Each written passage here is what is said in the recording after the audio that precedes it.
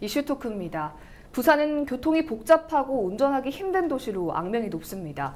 부산이 이런 오명을 벗고 운전하기 좋은 도시가 되기 위해선 어떤 대책이 마련돼야 할까요? 오늘 이슈 토크에서 짚어보도록 하겠습니다. 부산발전시민재단 변상준 사무총장, 부산도로교통공단 이현호 교수와 함께합니다. 안녕하십니까? 네, 반갑습니다. 네, 반갑습니다. 안녕하십니까? 네, 일단 본격적인 이야기에 앞서서 오늘 두 분 오시는 길에 운전이 어땠는지 좀 궁금한데 어떠셨나요? 본격적인 휴가철이라는 걸 실감했습니다. 예. 부산이 겪고 있는 교통난 그리고 실제 체험했다고 볼 수 있죠. 네. 부산 강안대교가 그렇게 긴 다리인지는 오늘 실제 체험했다고 그래 보여집니다. 예, 교수님께서는 어떠셨습니까? 제가 그 연산동에서 출발을 했는데요. 여기까지 오시는 한 45분 정도 걸렸거든요. 네. 뭐 수영 로타리도 많이 정체가 됐고, 그다음에 뭐 센텀에 이제 그 고가 올라가는 길, 예. 거기도 많이 정체가 됐습니다. 그래서 실은 제가 센텀에서 거의 20분을 넘게 서 있었거든요. 그래서 신호대기가 너무 굉장히 길었고, 그러다 보니까 이제 꼬리물기 차량들도 많이 발견을 했습니다. 네, 오늘 뭐 주제에 맞춰서 딱 두 분의 오시는 길이 좀 힘들었던 것 같은데, 국토교통부에서 2018 교통안전시행계획 추진실적 평가라는 걸 했어요. 여기에서 이제 부산의 운전행태 준수율이 가장 낮은 것으로 조사가 됐는데, 이게 어떤 의미인가요? 매년 이제 국토교통부에서 교통안전시행계획을 세우라고 시도는 그에 맞춰서 계획을 짭니다. 그래서 네. 보통 시설을 개선했다든지 교통안전에 대해 홍보를 했다든지 그다음에 법규 준수를 했다든지 교통문화지수는 어떻게 된가 다각적으로 평가를 해서 하는데 거기는 부산이 2등을 했습니다. 강주시 예. 다음으로. 그러니까 시설 계획이나 뭐 이런 거는 잘 진행하고 계획을 짜오고 있다고 볼 수 있죠. 근데 문제는 뭐냐면은 운전행태 준수율입니다. 운전행태 준수율이 이거는 뭐냐면은 인구, 자동차, 도로량 대비 교통 위반 건수입니다. 그게 예. 꼴찌를 했다는 말이죠. 그런 게 즉 뭐라면은 전체적인 교통문화지수를 위해서 노력은 하고 있는데 네. 일반 시민들이 지키는 건수는 아직 많이 미흡하고 위반자가 많다는 뜻입니다. 예. 뭐 지금 사무총장님이 말씀을 해주셨는데 운전 행태 준수율은 꼴찌인데 나머지는 이제 종합 2등을 했단 말이죠. 네. 평가 항목이 좀 여러 개 다양하게 있나 봐요. 그렇죠. 아무래도 그 지금 말씀하신 것처럼 운전 행태 같은 경우는 이제 개인의 뭐 차선 변경 이런 거에 대한 초점이 맞춰진 거고요. 네. 그다음에 이제 종합 정수가 이제 저희가 2위가 나왔거든요. 근데 해당 시가 얼마나 이제 교통에 관련해서 얼마나 좀 집중하고 사고를 내지 않기 위해서 뭐 전략을 짰는지 이거에 대한 점수거든요. 네. 그래서 특히 이 부산시 같은 경우는 그 지금 다양한 정책을 많이 했어요. 그래서 BRT 사업 해가지고선 버스 전용차로 제도를 계속 진행을 하고 있고요. 네. 그다음에 특히 이제 고령자 교통사고를 감소시키기 위해서 찾아가는 교통안전교육. 그다음에 작년에 이제 좀 이슈가 됐던 게 이제 고령 운전자분들이 그 자기 면허증을 자진반납하는 제도를 했지 않았습니까? 예. 그러면서 인센티브를 주면서 뭐 이거에 대한 평가가 아주 높게 나왔습니다.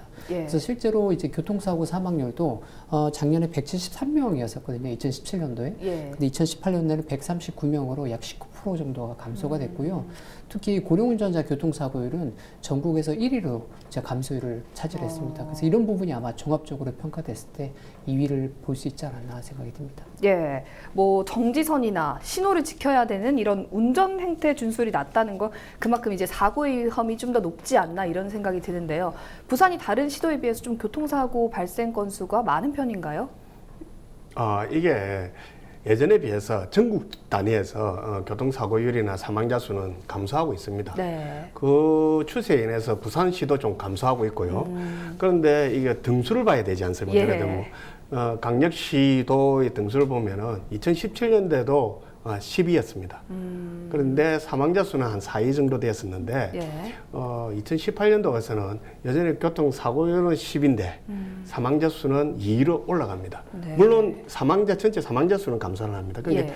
즉 다시 말해서 다른 시도 지역에 비해서 교통사고율 대비 사망자 수가 더 많아진 케이스에 해당되는 도시라고 할 수 있죠. 예. 뭐 사실 부산의 도로 구조 자체가 좀 다른 시도에 비해서 좀 복잡하다 이런 이야기들이 좀 있습니다. 뭐 삼곡도로도 있고요. 네. 부산의 도로 구조가 어떻게 되어 있는지 말씀 좀 해주시죠. 특히 부산 같은 경우 이제 좀 선형 구조로 이루어져 있다 보니까 이제 네. 우회도로 찾는 게 조금 어렵습니다. 그래서 가까운 이제 창원 같은 경우만 해도 이제 계획 도시다 보니까 이제 직교형 식으로다가 도로가 이루어져 있어서 만약에 이쪽 도로가 막히면은 다른 쪽 우회할 수 있는 그런 방향이 있는데 네. 이 부산의 정체가 시작이 되면은 뭐 전혀 다른 우회도를 찾기가 쉽지가 않습니다. 그렇다 보니까 이제 출퇴근 시간에 예. 이제 굉장히 많이 막히고 그 저번 주 그 토요일 날 27일에 이제 마라톤 대회가 있었잖아요. 네, 부산 맞습니다. 그 광안대교. 그래서 한 2시간 정도 광안대교가 이제 그 아예 들어가지 못하도록 차량 통제가 됐는데 네. 그 순간에 그 해운대구, 수영구, 남구까지 그 일대 도로가 한 4시간 정도 정체가 되는 형상을 볼 수 있었거든요. 이게 가장 이제 부산의 도로가 얼마나 정체가 되는지를 보여줄 수 있었던 그런 기회가 아닐까 생각이 들더라고요. 그렇다면 부산에 사실 바다도 있고 해안도로도 있고 산도 또 있고 이렇지 않습니까? 이렇게 도로가 복잡한 구조가 뭐 때문인가요? 저는 그게 두 가지로 말씀 드릴 이유가 있다고 생각하는데 예. 첫째는 말씀하신 대로 지형입니다. 일단 산이 많습니다. 그리고 평지가 길쭉해 산에 따라 바닷가에 따라 좀 길쭉한 편이죠. 네.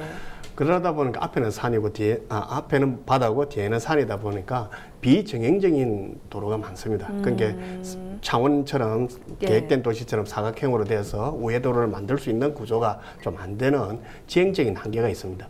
두 번째는 좀 역사 문화적으로 네. 이게 조금 계획된 도시를 할 수 없는 상황이 되었습니다. 뭐냐면은 우리가 해방이 되면서 기한통보가 들어옵니다. 갑자기 인구가 확 늘어납니다. 그렇죠. 두 번째는 이제 6.25 전쟁이 일어납니다. 그 피난민들이 들어온 도시가 되죠. 네. 그세 번째 또 인구가 폭발적으로 늘어나는 게 산업화 때 폭발적으로 늘어납니다.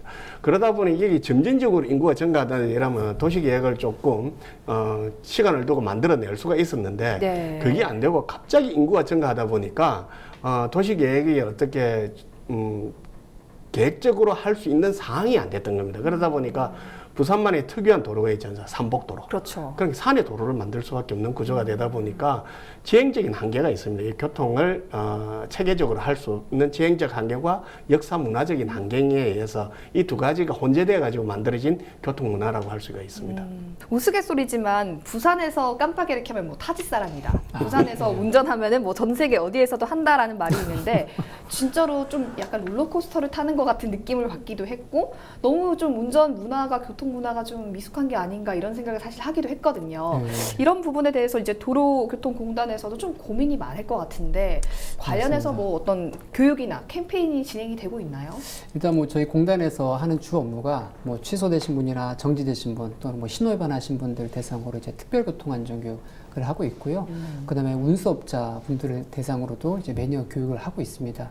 그러고서 뭐 지금 현재는 이제 고령자 분들 있지 않습니까? 네. 고령자 사망률이 높아지다 보니까 올해 이제 25,000명 대상으로 교통안전 교육을 진행했습니다.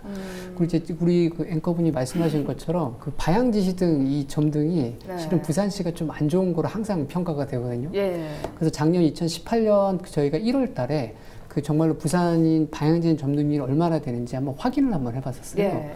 그래서 저희 대연동부터 출발해서 이제 문영교차로, 서면교차로, 이제 부산시청, 시민공원까지 약 13km를 이제 촬영을 하면서 점등률을 확인을 해봤거든요. 네. 약 55% 정도 점등률을 확인을 했었어요. 이게 전국으로 따지면 약 10% 정도가 떨어지는 편이죠. 아, 예, 예. 그래서 그러면 10% 정도가 낮았죠. 55%면 2명 중에 1명은 안 킨다는 말이죠. 그죠. 예. 그래서 저희가 이제 이거를 좀 점등률 올리기 위해서 한 상반기에 그 교육할 때 항상 방향진 점등률 좀 올릴 수 있도록 교육도 하고, 그 다음에 홍보도 하고, 이제 방송에도 많이 얘기를 했더니, 한 하반기에 다시 한번 똑같은 구간을 촬영했더니 약 67%, 그래서 12% 정도가 순간적으로 올라갔더라고요. 예. 그래서 이 교육이나 이 홍보 같은 부분이 분명히 효과가 있지 않나라는 좀 생각이 들더라고요. 예. 네. 이제 해운대구라든지 뭐 광안리라든지 그 특정 구간이 굉장히 정체가 되는 구간들이 있습니다. 예, 뭐 그렇죠. 고가도로도 있고요. 그런 부분들이 좀 운전하기 힘든 도시라는 타이틀을 갖게 되는데 또 한몫을 한 게 아닌가 이런 생각이 좀 드는데 그렇죠. 예. 교통난을 줄이기 위해서 어떤 대책이 필요할까요? 한국교통연구원이 2015년도에 부산시 교통 혼잡 비용이 얼마냐를 계산을 해봤는데 그게 4조 618억 원 정도라고 합니다. 그럼 이 4조 618원을 줄이기 위한 노력을 해야 되지 않습니까? 예. 그럼 첫째 이제 교통이 복잡하다. 가장 빠르게 대응하는 게 뭐냐면 도로를 넓히면 됩니다. 가장 간단하게. 네. 그런데 부산은 말씀하신 지행상 도로를 넓힐 수 있는 공간이 부족합니다. 그렇다고 그리고 다른 나라의 예를 보더라도 도로만 계속 늘리면 악순환이 됩니다. 왜? 도로를 늘리면 작업용 수요가 많아집니다. 그럼 다시 또 도로를 넓혀야 되는 그런 문제를 또 직면하게 되는 문제가 발생합니다. 그래서 네. 외국의 경우에도 도로 넓히는 것보다 교통 수요 관리 쪽으로 가고 있습니다. 그래서 대중교통을 뭐 활성화시킨다든지 그렇게 하고 있는데 부산도 지금 현재 교통계획에 대중교통 수송 분담률 50% 이상 올리려고 하고 있지 않습니까? 네. 그것처럼 교통 수요 관리를 측면에서 접근을 해야 됩니다. 그러니까 대중교통만 무조건 내는 버스, 지하철에만 신경 쓰지 마시고 네. 부산은 바다가 있으니까 바다를 통한 수송이나 강을 통한 수송 이런 것도 조금 고민해 봐야 되지 않을까. 왜냐하면 더 이상 도로를 넓힐 수가 없기 때문에. 네. 그리고 수요 관리 측면에서 혼잡 비용 뭐 이런 얘기가 나오고 있지만은 사실 부산은 혼잡 비용을 내고 있습니다, 운전자들이. 왜냐하면 유로도로가 워낙 많기 때문에 갈 때마다 혼잡 비용을 내고 있는 거 같은 효과를 지금 거두고 있는데도 불구하고 네. 지금 이제 도로가 부족해서 교통 문제가 계속해서 발생하지 않습니까? 이거는 앞으로 대중교통 활성화를 위한 정책으로 나가지 않는 이상 우리 부산시 교통 정책 개선을 하기에는 정말 힘들 거라고 저는 생각합니다. 네, 그러면 사무총장님 말씀은 이제 수상교통을 조금 대중교통으로 이용할 수 있을 만한 거를 도입하면 좋겠다는 말씀 같은데. 지금 교통계획을 보면은 네. 트램을 바닷가 근처로 트램을 설치한다든지 경전철을 설치할 계획들이 있습니다. 네. 그럼 바닷가에 굳이 설치하고 바다를 그냥 바로 배로 이용하는 게 훨씬 비용이 절감이 될 것 같은데 그런 생각을 조금 더 고민해보고 네. 해보시는 게 어떨까 저는 그렇게 생각합니다. 제가 이제 말씀하시는 거 들으니까 한강의 수상 택시가 딱 예. 갑자기 생각이 났는데 예. 그런 거 말씀하시는 건가요? 예, 그렇죠. 그리고 꼭 수상택시, 수상버스도 있을 수 있지 않습니까? 그 지금 이제 해운대 쪽에서 바로 도심으로 갈 수 있지 않습니까? 우리는 남포동으로 바로 갈 수 있습니다. 네. 그런 걸 좀 도입하고 개발한다 그러면은 대중교통이 훨씬 더 효율적으로 되지 않을까 저는 그렇게 생각합니다. 네. 이제 부산에서 다양한 캠페인 이런 거 이제 시행하고 계신데 예, 예. 혹시 그러면 전국의 다른 시도와 좀 비교했을 때 네. 다른 시도 중에서 이런 교통 문화가 굉장히 잘 좀 체계가 잡혀 있는 곳이 혹시 있나요? 일단 뭐 저희 실은 부산이랑 굉장히 좀 비슷한 그 교통 문화를 온 게 실은 서울이거든요. 네. 서울시 같은 경우도 이제 선형으로 이제 도로 구조가 되다 보니까 부산처럼 한 곳이 막히면 전체적으로 이제 막히고 그런 같은 효과를 갖고 있어요. 그래서 네. 서울시에서도 예전에 도로를 계속 증설했는데 아까 우리 변 사무총장님 말씀하신 것처럼 그 차량들이 유입하는 것보다는 오히려 대중교통을 이제 좀 활성화시키고 있어요. 네. 그래서 특히 서울은 이제 경기도랑 인천이랑 이제 유기적으로 대중교통이 연결이 되어 있거든요. 근데 부산은 가만 보면은 실은 대중교통이 부산 시내에서만 돌지 부산을 넘어가는 뭐 울산이나 뭐 창원이나 이런 쪽으로는 대중교통이 좀 활성화가 안 돼 있더라고요. 네. 그래서 지금 전체 구간들을 가만 보면은 부산으로 들어오는 차량들이 전부 다 이제 정체 구간이거든요. 그래서 오히려 대중교통을 다른 이제 광역으로다가 좀 펼쳐서 그런 쪽에서 유입할 수 있는 그런 걸 좀 찾아볼 필요가 있지 않나 생각이 듭니다. 네. 앞서서 말씀을 하시긴 하셨지만 또 산도 많고 뭐 도로도 좁은 부산의 이런 열악한 도로 환경상 이런 걸 좀 개선하기 위해서는 뭐 대심도를 건설해야 된다 이런 이야기가 이제 나오고 있습니다. 네. 좀 이게 만약에 건설된다면 진짜로 좀 부산의 교통 여건이 나아질 수가 있을까요? 예, 지금 뭐 부산시에서 계획하고 있는 거는 제가 그때 찾아본 결과로는 이 북구 만덕동 이제 해운대구 재성동 네. 이 구간이 이제 첫 번째 내년에 이제 착공이 될 예정이고요. 이제 지하도로다가 들어가고 2020년에는 이제 사상구 해운대구 성정동 이 구간이 이제 지형이 될 거라고 착공이 될 거라고 지금 발표를 했습니다. 네. 근데 도로를 이제 많이 만드는 것도 중요하긴 한데요. 물론 뭐 정체 구간이 생기고 이런 걸 하기 위해서 도로를 만드는 것도 중요하지만 하지만 이거 많이 만든다고 하면은 결국엔 차량들이 또 유입이 되거든요. 그렇죠. 그래서 결국에 악순환이 되지 않을까 생각이 들고 지금 부산시에서 발표했던 이 5대 전략도 가만 살펴보면은 전부 다 대중교통을 중심으로다가 전략을 짜지 이제 도로를 넓히는 쪽으로는 조금 더 지향하지 않고 있지 않은 생각이 듭니다. 네. 그래서 조금은 좀 회의적인 회의적으로 생각을 예, 예, 하시는군요. 사실은 이제 대중교통을 많이 이용해야 된다고 얘기하면서 유료 도로가 계속해서 생겨나고 있습니다. 네. 굉장히 아이러니한 부분 같은데 사무총장님 어떻게 보세요? 이렇게 자꾸 유료 도로들이 생겨나는 거. 유로도로가 생기는 거는 대중교통 이용자하고는 상관이 없죠. 왜냐면은 자가용 이용자들이 그쵸. 유로도로 비용을 하니까. 사실 유로도로는 지금 이제 부산시가 어떻게 생각하면은 부산 교통을 사용하는 사회 복지적 차원에서는 조금 잘못된 거긴 하지만은 네. 어찌 생각하면 혼잡 교통료를 지금 지불하고 있다고 생각합니다. 그러기 오히려 이제 자가용 수요를 줄일 수 있는 정책이라고 생각해서 그래 하는지는 모르겠지만 네. 현재까지 그런 것 같지는 않고 유로도로가 너무 많은 것도 사실입니다. 그런데 단순히 우리가 지금 유로도로를 늘리는 이런 문제보다는 대중교통 활성화를 위해서 어떠한 대중교통을 써서 시민들이 쉽게 접근할 수 있게 대중교통에 네. 자가용 이용하는 것보다 훨씬 쉽게 사용할 수 있다라는 의식이 들도록 그런 체계를 만들어 가야만이 교통 수요 관리가 되지. 현재와 같이 계속해서 뭐 대심도 만들고 오히려 자가용 이용하는 게 훨씬 편안한 도시로 만들어 간다 그러면은 네. 대중교통 수요는 계속해서 줄어들 수밖에 없습니다. 그렇게 되면은 자동차 수요는 또 늘어날 거고 교통 혼잡은 또 오게 되겠죠. 예. 사실 이런 지형적 특성은 사실은 좀 고치기가 힘들다라는 생각이 들고요. 네. 그러기 위해서는 이제 시민들의 아무래도 인식 개선이 가장 중요한 게 아닌가라는 생각이 듭니다. 네. 부산시에서는 이런 시민들의 인식 개선을 위해서 어떤 정책들을 좀 마련하고 있나요? 실은 부산시 교통문화가요, 10년 전보다는 그래도 조금 많이 나아지는 부분인 건 있긴 있거든요. 네. 그래서 저희가 지금 부산에 내린 지 한 10년 정도 됐는데, 그 여기 가만 보면 예전보다 확실히 나아졌어요. 네. 그래서 이런 열악한 환경에서 그래도 이 정도의 교통 사고율이 줄었다는 거는 일반 운전자분들이 그래도 열악한 환경에서 잘 해주고 계신 부분이 있거든요. 네. 근데 제가 교육을 하다 보니까 항상 듣는 얘기가 뭐냐면은 이런 교육을 차라리 뭐 사고 나거나 뭐 취소돼서 오기 전에 미리 좀 교육을 받았으면 좋겠다 이런 얘기를 많이 하시더라고요. 네. 그래서 물론 이제 뭐 도로 환경을 개선하는 것도 중요하지만 사람의 인식을 개선하기 위해서 부산시에서도 이제 미리 교육을 받을 수 있는 그런 기회장을 좀 열면은 오히려 좀 더 좋아지지 않을까라는 뭐 개인적인 생각을 한번 해봅니다. 네. 그러면 이제 마지막으로 부산시가 운전하기 힘든 도시가 아니라 운전하기 좋은 도시로 나아가기 위해서는 좀 부산의 교통 자체가 어떻게 바뀌면 좋을까요?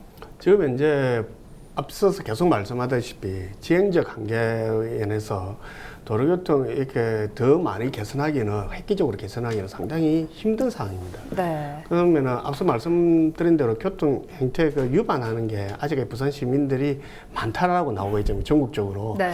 사실 교통 문화 수준은 다른 나라를 예를 보면은 대도시일수록 잘 지킵니다. 문화 수준이 높아요. 교통 문화에 대해서. 네. 근데 부산만 특이하게 맨날 제2도시라고 얘기를 하면서 예. 교통문화 수준은 꼴찌로 가고 있다. 이거는 시민들의 의식 개선이 필요하다라는 걸 단적으로 보여주는 겁니다. 네, 맞습니다. 제가 그 연구원에 있을 때 2002년도 아시안게임과 월드컵을 앞둬가지고 3대 질서 이거 의식 조사를 해본 적이 있습니다. 예. 그때 해봤을 때 부산 시민들 모두가 다른 사람은 안 지키고 있다라고 의식을 하고 있고 네. 자기는 잘 지킨다고 합니다. 대답이 네. 거의 90% 이상입니다. 자기가 못 지킨다는 대답은 자기는 잘 지킨데 남이 안 지키더라는 거죠.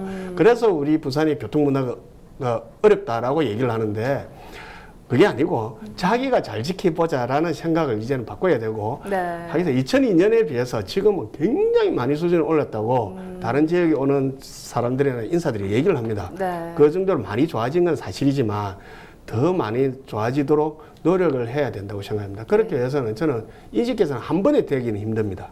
그래서 제가 경찰청 소통위원회 가서도 이런 얘기가 나왔습니다.